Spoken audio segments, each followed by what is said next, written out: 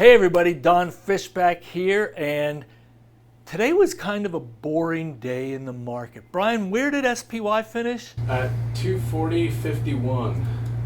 Up That's 51 cents. 51 cents, and S&P 500? Finished up 11.29. Only 11 points. That's not even a 0.5% barely. I think it's not quite a 0.5%.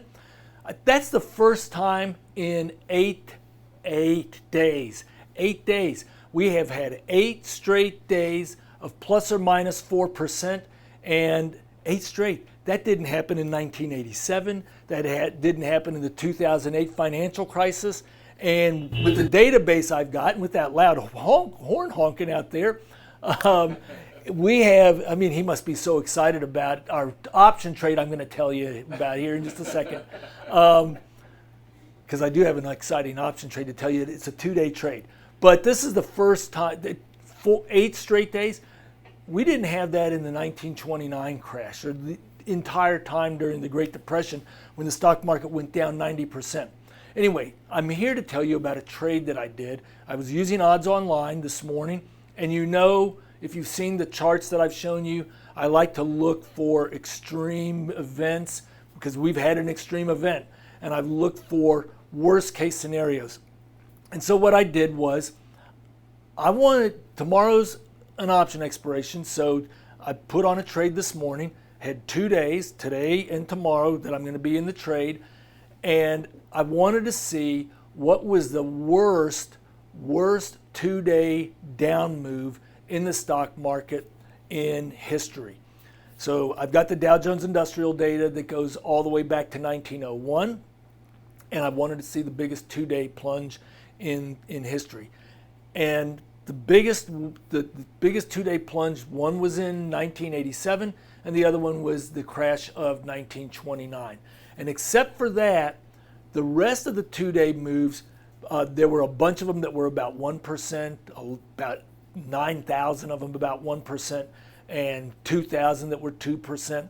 And then as the percentages got larger, the numbers got smaller, and we finally get to about 15%, and that was just maybe 1 or 2, and then that was it, except for those 2 exceptions, 1929 and 1987. Well, I don't believe we've already had this gigantic deleveraging that has created a liquidation event, and I can tell you more about that if you'd like for me to do a video. Just let us know about a liquidation event.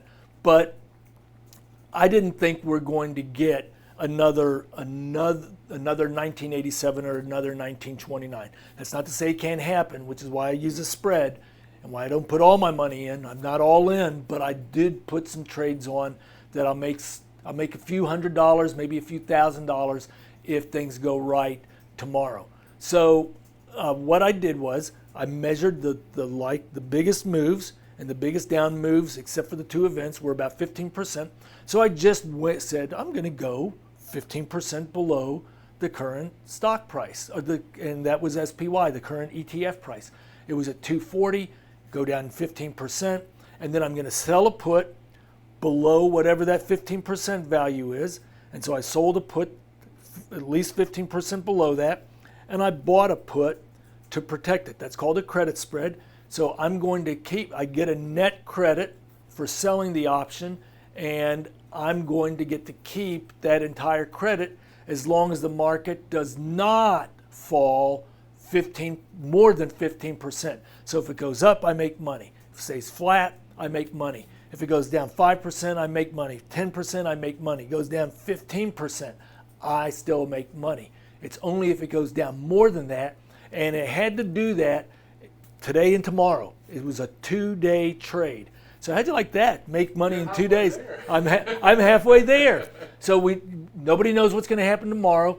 Things are really uncertain, but I'm pretty confident that one's going to be okay. And then I stress tested it. I stress tested it with our odds online software, and to make sure that the price that I was getting for the spread was exactly that I was going to make more money than the stress test said. So anyway, that's it for now. I want to thank you for watching.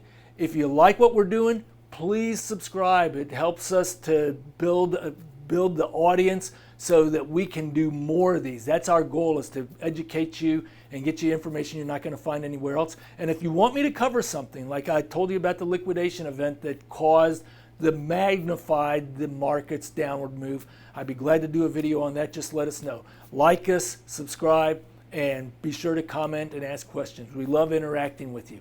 Thanks for watching.